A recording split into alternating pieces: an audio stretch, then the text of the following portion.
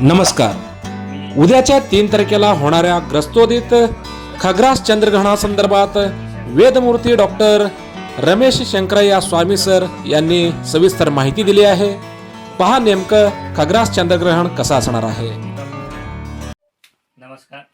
मी वेदमूर्ती doctor Ramesh शंकरय्या स्वामी sir, वेदशास्त्र तथा ज्योतिषशास्त्र, दैठणे तालुका अक्कलकोट, जिल्हा सोलापूर. सर्व सद्भक्तांना आज मी सोमवार 2 मार्च 2026 रोजी असलेल्या होलिका पूजन व होलिका दहन, त्याचबरोबर मंगळवार दिनांक 3 मार्च 2026 रोजी असलेल्या धुळवड व चंद्रग्रहणाविषयी आपणास माहिती सांगत आहे.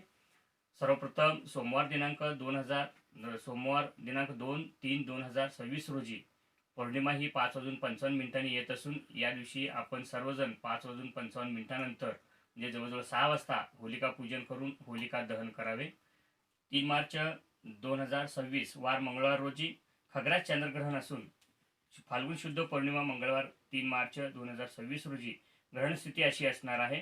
ग्रहणाचा स्पर्श हा दुपारी 3:20, संमिलन 4:34, मध्य 5:04, उन्मिलन 5:33, तर मोक्ष 6:48 होणार आहे. या ग्रहणाचा पुण्यकाल चंद्रोदयपासून आपल्या गावच्या सूर्यास्तापासून ते ग्रहण मोक्षापर्यंत राहणार आहे. या ग्रहणाचा वेध जो आहे तो 3 मार्च 2026 रोजी सूर्योदयापासून मोक्षपर्यंत म्हणजे सायंकाळी 6:48 पर्यंत ग्रहणाचे वेध पाळणे अत्यावश्यक असणार आहे.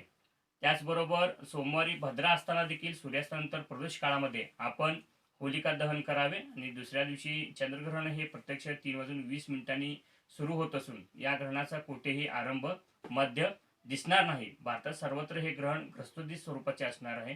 म्हणजेच ग्रहण आपल्याला चंद्रबिंब हे ग्रहण लागलेलेच उदयास येणार आहे आणि सायंकाळी 6:48 मोक्ष होणार आहे.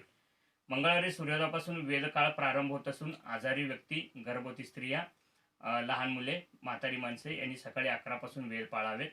वेद काळामध्ये पौर्णिमेचा कुळधर्म, पूजा, अर्चा, दान, अभिषेक यासारख्या आपल्याला करता येईल. वेदामध्ये आपण कुळधर्म करता येतील, वेदामध्ये दानधर्म करता येतील. त्यावेळेस देखील आपण म्हणजे दान करून आपण श्राद्ध देखील करू शकतो.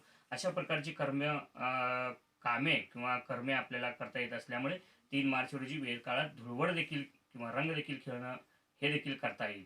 आपल्या गावच्या सूर्यास्तापासून सायंकाळी 6:48 पर्यंत ग्रहणाचा पर्वकाळ असल्यामुळे 6:48 नंतर मोक्षस्नान करावे. आणि या ग्रहणाचा ज्योतिषशास्त्रानुसार मिथुन, तूळ, वृश्चिक, मीन या राशींना शुभफळ आहे. मेष, कर्क, धनु, कुंभ या राशींना मिश्र फळ आहे. तर वृषभ, कन्या, सिंह, मकर या राशींना ग्रहणाचे अनिष्ट फळ आहे.